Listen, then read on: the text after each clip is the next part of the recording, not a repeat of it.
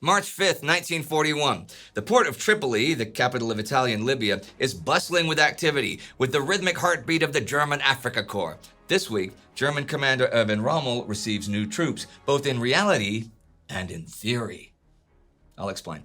The situation at sea and in the air remains largely the same, although outside events play a large part in local ones.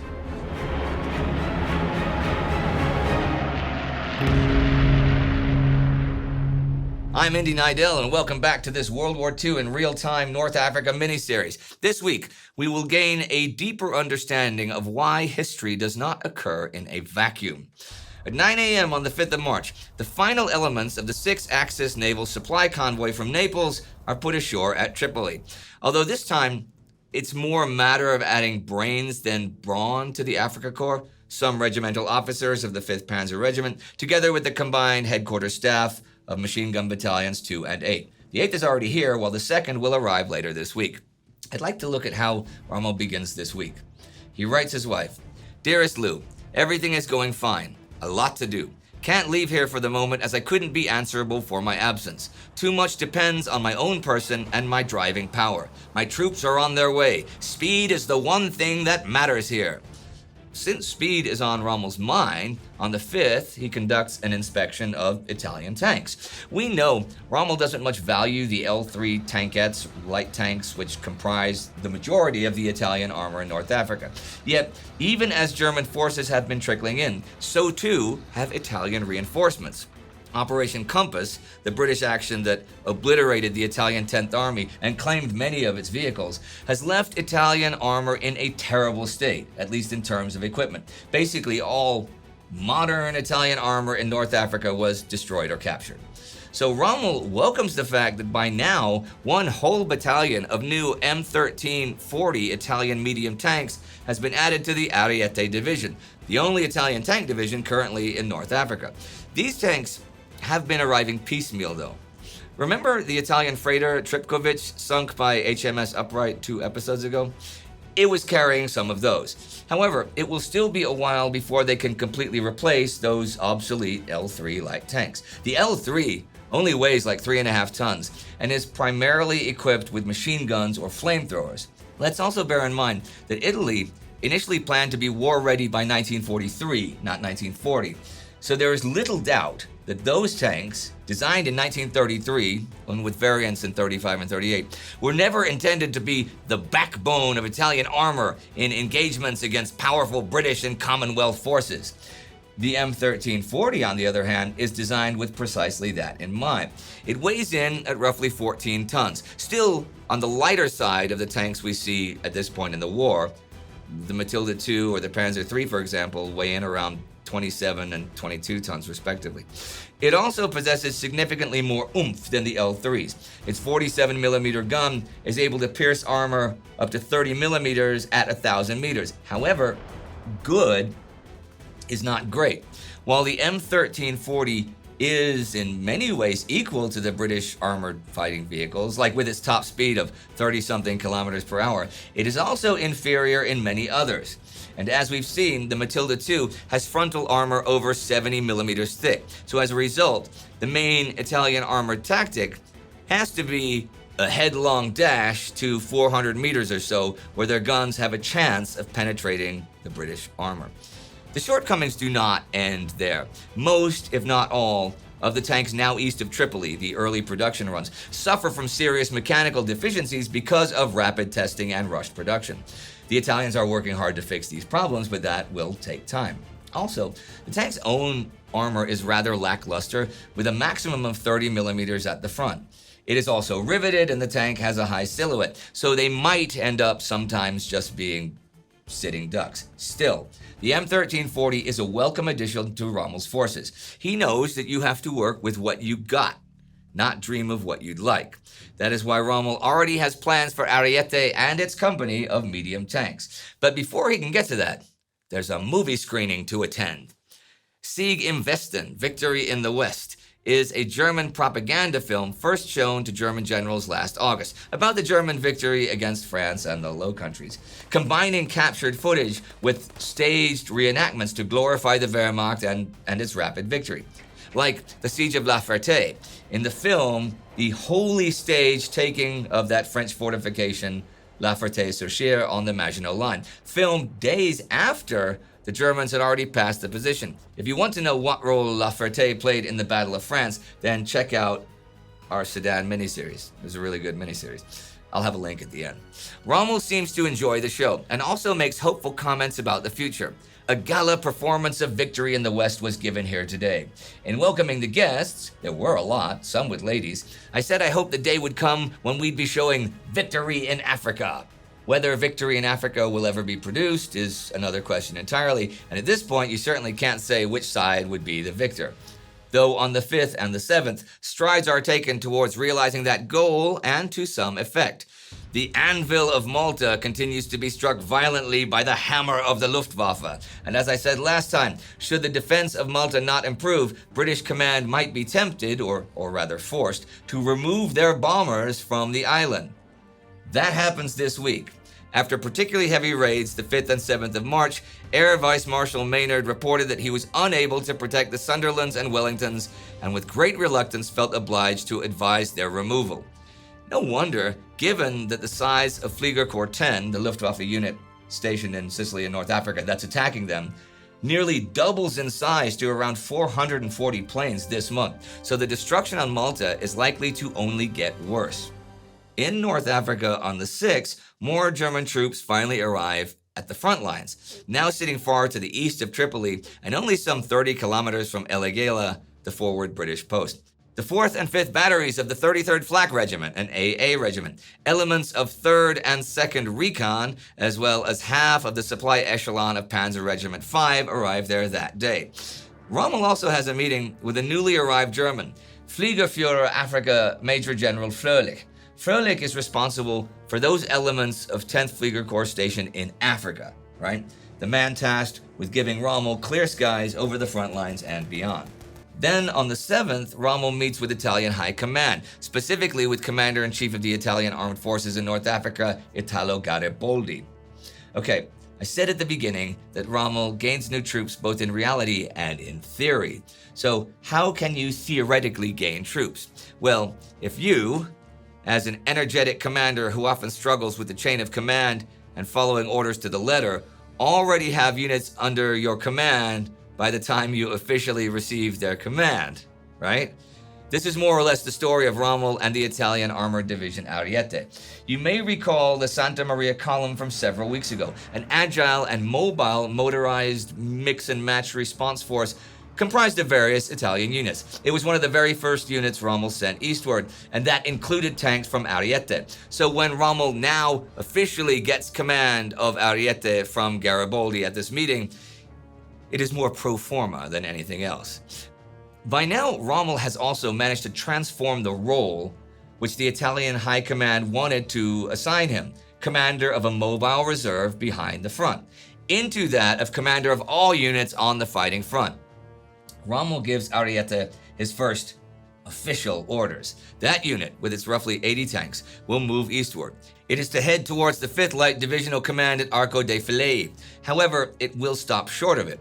Once in position, Ariete will perform an important task. If Rommel wants to advance further, which he does, he needs to secure his rear against an improbable, though nevertheless possible, flanking maneuver by the British. That, for now, is the job of the Ariete division. There's also another thing Rommel wants: to occupy the oasis of Marada, some 120 kilometers south of the British and Commonwealth troops at El Agheila. However, here Garibaldi has to put his foot down. Occupy the oasis? Sure, but not just yet.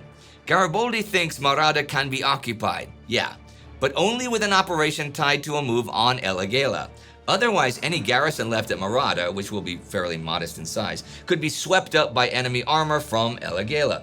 Garibaldi urges Rommel to take his time and move up the Brescia division, one of the two divisions of the Italian 10th Corps, also under Rommel's command, at least effectively, in 15 days' time.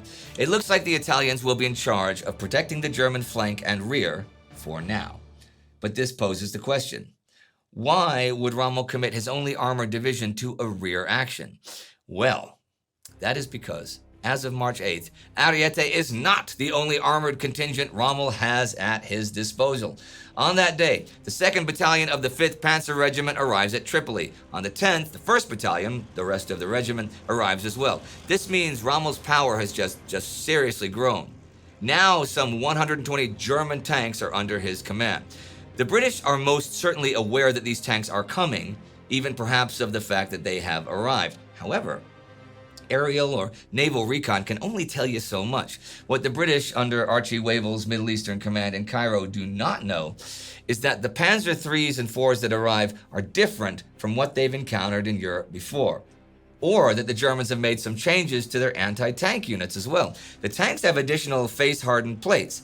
The Panzer III's 37mm gun is replaced by a short-barreled 50mm gun, and the 37mm anti-tank guns are replaced by long-barreled 50mm ones.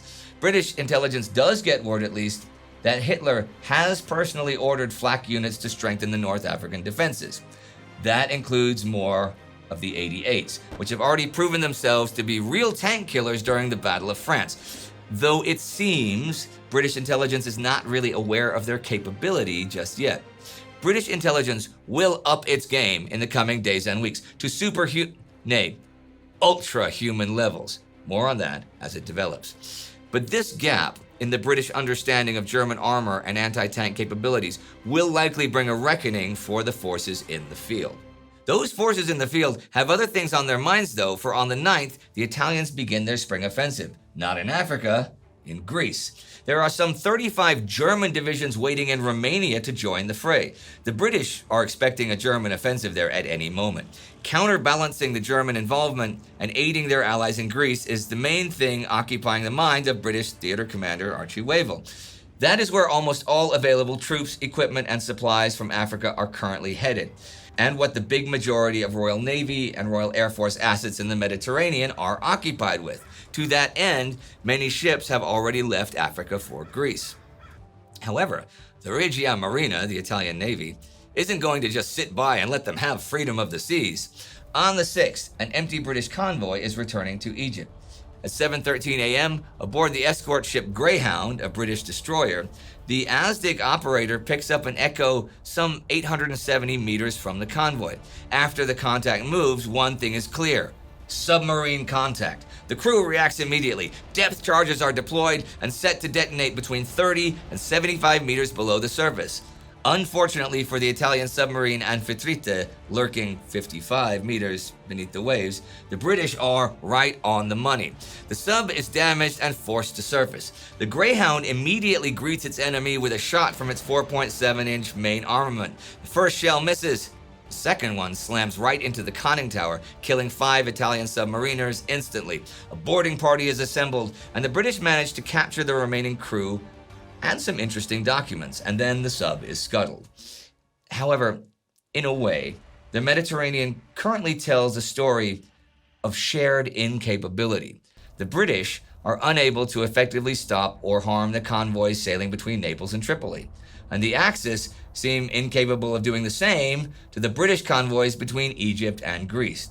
Each side is so absorbed with organizing and protecting its convoys, there simply aren't enough remaining assets to mount any meaningful attack on the enemy at the same time. This is something even admitted by Italy's Naval Chief of Staff Arturo Riccardi. While the British do perform slightly better than the Axis, managing to sink at least 2 merchant vessels in February, that's still not much. But while British naval forces are already stretched thin, yet more tasks are assigned to them by London. The Mediterranean is only one sea, and the British also have troubles elsewhere. On the 6th, British Prime Minister Winston Churchill issues the Battle of the Atlantic Directive. While the Axis may not have had so much success in the Mediterranean, the Germans have been spectacularly successful in sinking British convoys in the Atlantic, to such an extent, in fact, that the Prime Minister sees himself forced to allocate more resources to combating that threat. Just last month, the Germans managed to sink 69 ships there, carrying 317,000 tons of cargo. For the Commonwealth forces in North Africa and on Malta, this means in the coming weeks and months, they cannot expect anything beyond the forces already present and not occupied with Operation Luster in Greece. So on the 11th, a War Council meeting takes place in Alexandria, Egypt, Anthony Eden, the British Foreign Secretary, is there, as is General Sir John Dill, Chief of the Imperial General Staff, Admiral Sir Andrew Cunningham, Commander-in-Chief of the Mediterranean Fleet, Air Chief Marshal Sir Arthur Longmore, Commander of the RAF Forces in the Middle East, and General Archibald Wavell, Commander of British Ground Forces in the Middle East. What is the goal of this get-together of the who's who in the British military? To revise the strategy for the entire Middle East. More specifically, to finalize the reinforcement of Greece and issue regional directives. The generals, Admiral, Air Marshal, and others soon come to the somber conclusion that beyond luster and the action in Greece, there is nothing else to give. Naval offensive operations across the entire Mediterranean have to be shelved. And in North Africa, Wavell's token force must suffice. No meaningful reinforcements can be spared for the moment, neither from Malta nor for North Africa. Not that the British feel the need to send reinforcements to Tobruk and Benghazi anyway. To them in general, there's no apparent threat there at all. At least this week ends on a positive note for the British. The US passes the Lend-Lease Act. Provided the German submarines in the Atlantic can be stopped, more much-needed resources could flow from the US to Britain with way less red tape than before. On the German side, the last 2 days of this week, the 10th and the 11th, are less momentous. On the 10th, Rommel visits an engineer depot, checking in on the manufacture of Molotov cocktails to combat armored vehicles, and he ends this week on the ground at Arco dei Fileni and orders the occupation of that oasis at Marada, despite Garibaldi's warning. Once the Italians are ready, they can take over. Rommel notes in his diary, enemy attempts to strangle our supplies by naval action in the Mediterranean and air attack against Tripoli achieved no great success at this stage. On the 11th of March, the 5th Panzer-Regiment completed its disembarkation in Tripoli. This force, with its up-to-date equipment, made a tremendous impression on the Italians. And here, I will end this week in North Africa. Much is afoot, though for the moment, external developments dictate the reality, like the war in the Atlantic or the situation in Greece and the Balkans. So North Africa is currently at best a sideshow to the larger conflict still consuming Europe. Unlike Wavell, though, Erwin Rommel is not satisfied with the state of things. Energetic and charismatic as ever, he has a clear goal in mind: to push the British out of Benghazi and, if possible, out of the African continent together. And that is a great danger for the British, and one they'd better realize before it's too late. Exciting stuff. And I will be here over the coming weeks of this miniseries to tell you how it turns out, whichever way that may be. I can do that thanks to the Time Ghost Army. That is what allows us to do all of our productions. These are the newest commissioned officers in the Army, and Tobias Eliasson is this week's Africa ally. You too can join the Army at timeghost.tv or patreon.com. And if you want to see that Saddam miniseries, here's episode 1 right there. Do not forget to subscribe. See you next time.